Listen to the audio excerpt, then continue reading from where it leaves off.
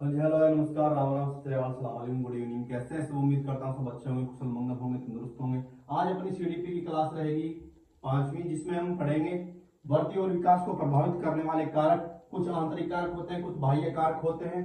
और इसके बाद पढ़ेंगे हम विकास के सिद्धांत, जैसे एकीकरण का सिद्धांत, निरंतरता का सिद्धांत। तो कुछ सिद्धांत है महत्वपूर्ण, वो पढ़ेंगे। पहले पढ़ेंगे अपन वृद्धि और विकास। तो चलिए शुरू करते हैं। अगर चैनल पर नए हो तो भाई लाइक से सब्सक्राइब कर दीजिए, ताकि आपको सीटेट से रिलेटिव सीडीपी की क्लास और पेडागोजी क्लास मिलती रहे।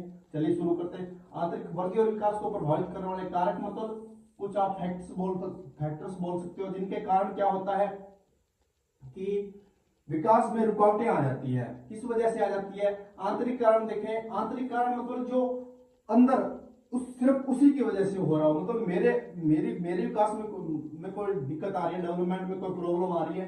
अगर वो मेरी वजह से आ रही है तो कौन से कारक हो सकते हैं? हो सकता है वो मुझे कोई बीमारी हो, मुझे बीमार रहता हूँ, मेरी तबीयत खराब रहती हो, ए टू जेड कोई भी कारक हो, या मेरा स्वास्थ्य अच्छा नहीं रहता हो, या फिर मेरे दिमाग में नेगेटिव नेगेटिव थॉट चलते रहते हैं। क्या नेगेटिव थॉट चलते रहते हैं? तो उसकी वजह से क्या हो सकता है? मेरा कोग्निटिव डेवलपमेंट, मेरा इमोशनल डेवलपमेंट, मेरा सोशलाइजेशन डेवलपमेंट, हर चीज में मुझे क्या होता है, हर चीज में मुझे नकारात्मकता दिखाई देती है, नेगेटिविटी दिखाई देती है ज्यादा। तो उससे भी क्या होगा? मेरे डेवलपमेंट में प्रभाव पड़ेगा। फिर होता है आईक्यू लेवल। अगर किसी का आईक्यू लेवल कम है, किसी का आईक्यू लेवल ज्यादा है, तो उसी वजह से क्या होगा? उसके डेवलपमेंट में उसका प्रभाव पड़ेगा। फिर आते हैं बाह्य कारक, मतलब जो आपके बिना आपको आपके डेवलपमेंट में अवरोध उत्पन्न करते हैं। आपके बिना मतलब मेरे बिना मेरे डेवलपमेंट में अवरोध उत्पन्न करते हैं, मेरी सोच को उसको रोकते हैं, उसको विराम देते हैं। जैसे वो क्या, जैसे समाज हो गया। समाज क्या होता है? अगर अपन कुछ अपने हिसाब से करना चाहें, अगर कोई भी बच्चा देख लो, ए टू जेड आप खुद पे लेके देख लीजिए। समाज, अगर कोई बच्चा प्राइवेट सेक्टर में जाना चाहता है तो समाज मतलब अपने आसपास समाज आप सुनते हो अच्छे से, कोई रिश्तेदार हो गया, परिवार वाला हो गया, कोई पड़ोसी हो गया। अगर अपन प्राइवेट काम कोई भी खुद का शुरू करें तो कहेंगे हाँ हाँ तू कर लिया बिजनेस, हो गया बिजनेस। उससे क्या होता है? आपके कोग्निटिव डेवलपमेंट पे एक नेगेटिव इफेक्ट आता है कि यार ये सारे ही मना कर रहे हैं, मैं करूं या नहीं करूं। तो वो क्या होता है? वो आपकी डेवलपमेंट को आउटरली क्या होता है? आउटडोर आपका फैक्टर्स होता है जो आपके डेवलपमेंट को रोकता है। फिर होता है आर्थिक स्थिति। आर्थिक स्थिति मतलब कोई बच्चा बिजनेस करना चाहता है, उसके घर पे पैसे नहीं है, तो वो भी क्या है? उसके डेवलपमेंट को क्या रोकेगा?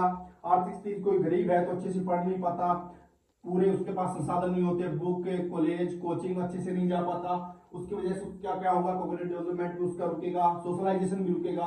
अगर अच्छा खाना नहीं मिल रहा है तो आपका शारीरिक विकास अच्छा नहीं होगा, क्योंकि अकॉर्डिंग टू साइकोलॉजी आपके फिजिकल डेवलपमेंट का सबसे गहन मित्र एक पौष्टिक आहार माना गया है। क्या?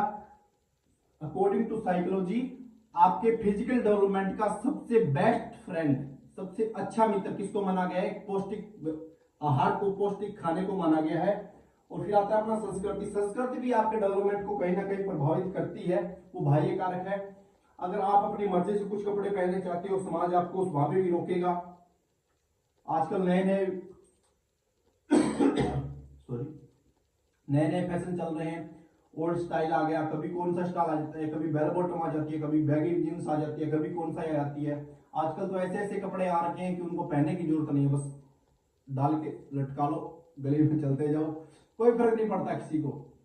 कई बार आपने वो मीम्स भी देखे होंगे कि पहले पैंट यहां तक बांधते थे, फिर और नीचे आई, अब बेल्ट कमर पे बांध रखा है, पैंट पीछे 2 फुट पीछे लटकती आ रही है। तो ये क्या? ये ट्रेंड है, वो आपकी संस्कृति है। संस्कृति इतनी जल्दी नहीं बदलती, मगर उस पर ज्यादा ध्यान नहीं दिया जाए, अच्छे संस्कार नहीं दिए जाए, बच्चों को अच्छी शिक्षा नहीं दी जाए, तो संस्कृति जल्दी ही बदल जाती है। और अपनी संस्कृति अपनी क्या होती है? पहचान होती है। आप किसी भी एरिया में जाएंगे, कोई राजस्थान का बच्चा है तो उसकी भाषा देख के, उसका तमीज देख के, उसकी कपड़े देख के, पहनावा देख के उसे पहचान लिया जाता है। अगर कोई पंजाब का है तो उसकी भाषा, उसके कपड़े, उसका पहनावा, उसका बिहेवियर देख के उसे पहचान लिया जाता है। अगर कोई गुजरात का है तो उस टाइप के उसके कपड़े देख के उसे पहचान लिया। तो क्या होता है? संस्कृति अपनी पहचान होती है। ये इससे भी आपके क्या होता है? डेवलपमेंट पे इफेक्ट पड़ता है।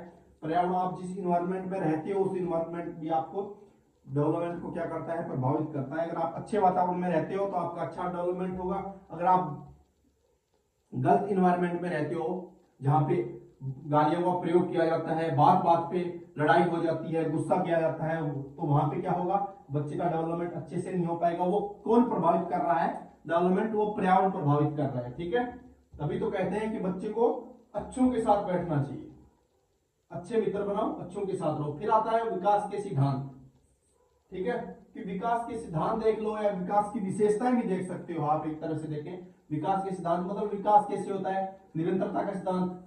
विकास निरंतर, जब अंडाणु और शुक्राणु मिलते हैं मां के गर्भ में, तब से क्या होता है, एक बच्चे का विकास शुरू होता है। कब तक होता है, मृत्यु तक होता है। कब तक, मृत्यु पर्यंत उसका डेवलप होता रहेगा, चाहे वो कहीं भी कैसे भी किधर भी रहे, चाहे वो एकदम पागल ही क्यों ना हो, चाहे वो पागल खाने में क्यों रहे, उसका कहीं ना कहीं उसका डेवलप उसका होता रहेगा। ठीक है, विकास क्रम की एक रूपता का सिद्धांत। फिर आता है अपना विकास की गति की भिन्नता का सिद्धांत, व्यक्तिक अंतर का सिद्धांत या भिन्नता का सिद्धांत, सामान्य से विशेष का सिद्धांत, एकीकरण का सिद्धांत, परस्पर संबंध का सिद्धांत, अनुमान का सिद्धांत, विकास की दिशा का सिद्धांत, प्रारंभिक विकास की महत्ता का सिद्धांत। अब पढ़ेंगे अपन इनको वन बाय वन करके, जल्दी जल्दी छोटे छोटे टॉपिक है। निरंतरता का सिद्धांत, निरंतरता का सिद्धांत के गर्भ से लेके क्या विकास क्या है,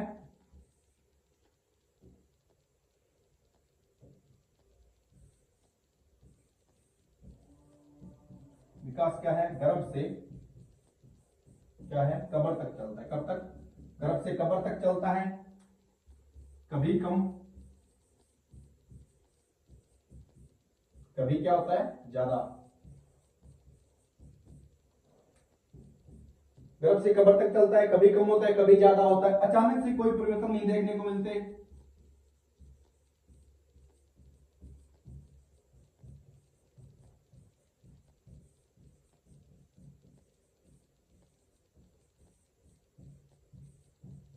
अचानक से कोई परिवर्तन नहीं दिखते।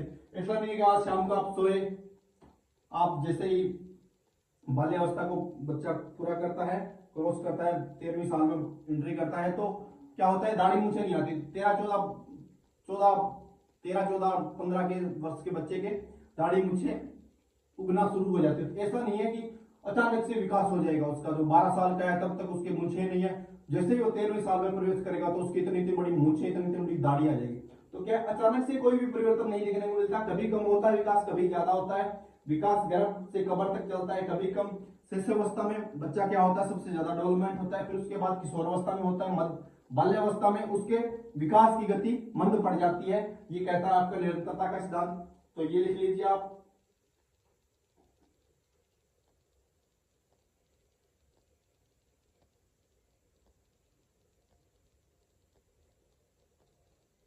चलिए आगे चलते हैं। विकास क्रम की एक रूपता का सिद्धांत। विकास क्रम की एक रूपता का सिद्धांत क्या कहता है,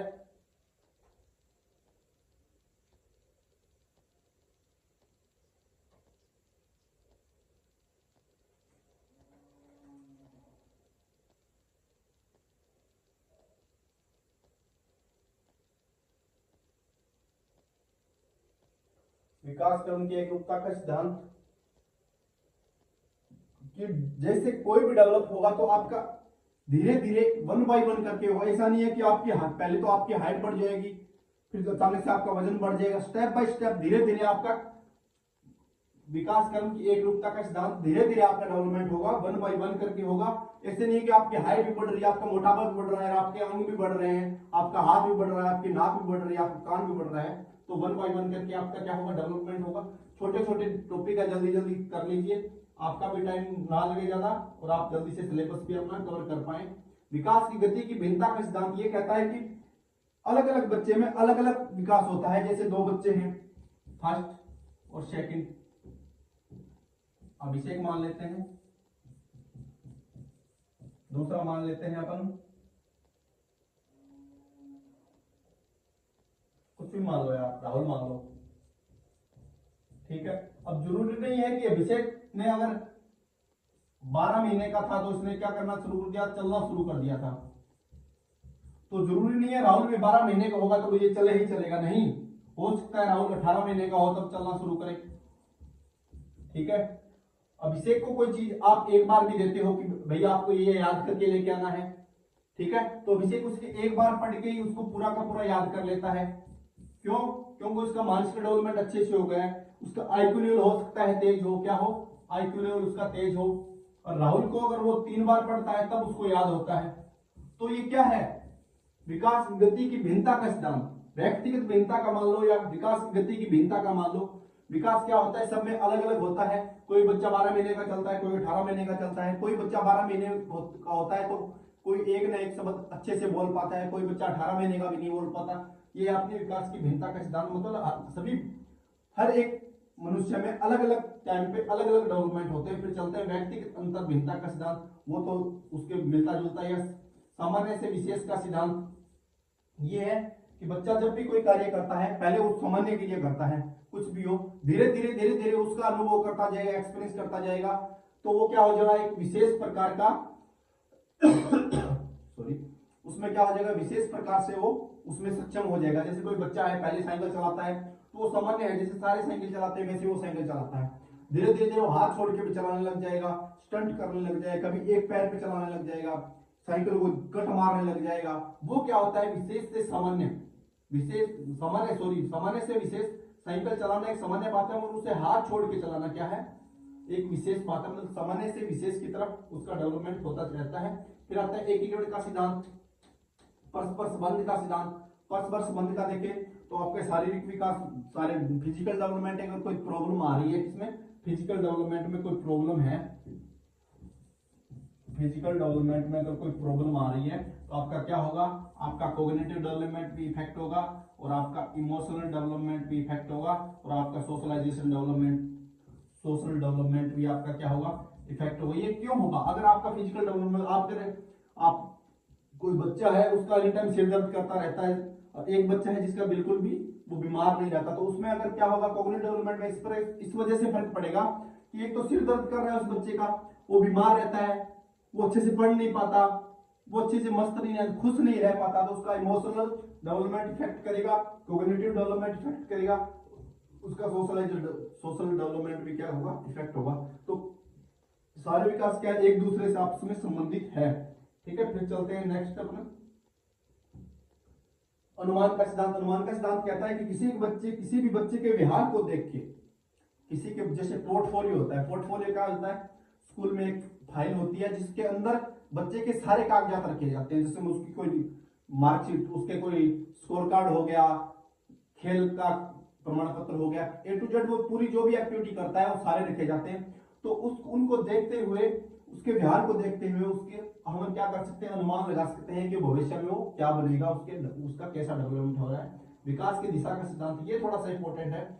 एक तो होता है आपका सिर्फ पदोन्मुखी, क्या, सिर पदोन्मुख, ठीक है, सिर्फ पदोन्मुख, ठीक है। एक होता है केंद्र बाह्य, ठीक है,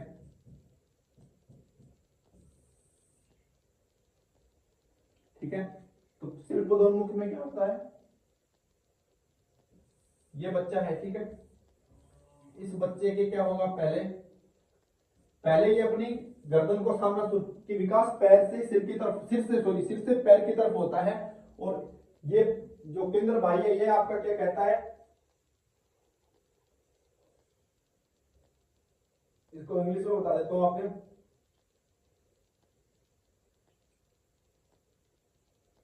सिर्फ पदोन्मुखी को तो कहते हैं सिफेलोपोडल, क्या, सिफेलोपोडल, इसको कहेंगे अपन इंग्लिश में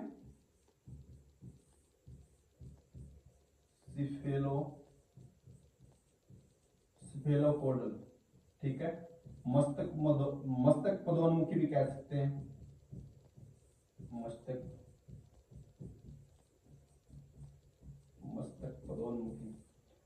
पदोन्मुखी मतलब सिर से पैर की तरफ होता है। पहले बच्चा अपनी गर्दन सांभेगा, फिर अपने धड़ सांभेगा, धड़ से कमर सांभेगा, कमर से फिर अपने घुटनों के बल चलेगा, घुटनों के बल चल के पैरों के बल चलेगा। तो विकास क्या होता है, हमेशा सिर से पैर की तरफ होता है कि बच्चा चाहे वो कहीं भी हो, कहीं भी दुनिया में कहीं भी पैदा हुआ हो, पहले बच्चा अपना सिर ही सांभेगा, चाहे वो इंडिया में पैदा हो, अमेरिका में हो, चीन में हो।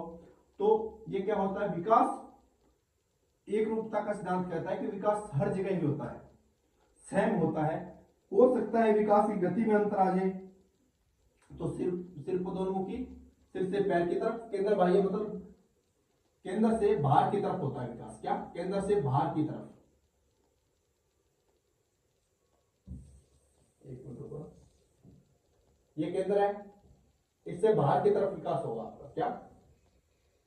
पहले बच्चा, कोई छोटा बच्चा होता है तो सो रहा है वो, तो पहले अगर उसको इधर से आवाज सुनाई दी तो वो अपनी धड़ को इधर घुमाएगा, अगर इधर से आवाज सुनाई तो धड़ को इधर घुमाएगा। ठीक है, पूरे पूरा घूमेगा वो। फिर जैसे जैसे वो बड़ा होता जाता है तो, और उसमें एक और बता दूं, इसमें सेंटर किसको माना जाता है? आपके हृदय को माना जाता है। किसको माना जाता है? हृदय को। केंद्र बाह्य में क्या माना जाता है? सेंटर किसको माना जाता है? हृदय को माना जाता है कि विकास आपके सेंटर से बाहर की तरफ हो जाता है। सेंटर किसको माना जाता है? हृदय को माना जाता है। तो बच्चा इधर आवाज आएगी तो पूरे शरीर को इधर घुमाएगा, फिर इधर घुमाएगा। जैसे जैसे उसका डेवलपमेंट होता जाएगा, जैसे जैसे वो बड़ा होता जाएगा तो क्या हो जाएगा, वो अपनी गर्दन को घुमा के देखेगा, फिर गर्दन घुमाने लग जाएगा। अगर उसको आप कोई भी चीज दे रहे हो तो पहले क्या करेगा, पूरा पूरा शरीर उधर लेके जाएगा, धीरे धीरे वो उस हाथ से भी काम चलाने लग जाएगा। ये होता है आपका विकास की दिशा का सिद्धांत। अगर लिखना चाहो तो लिख लीजिए।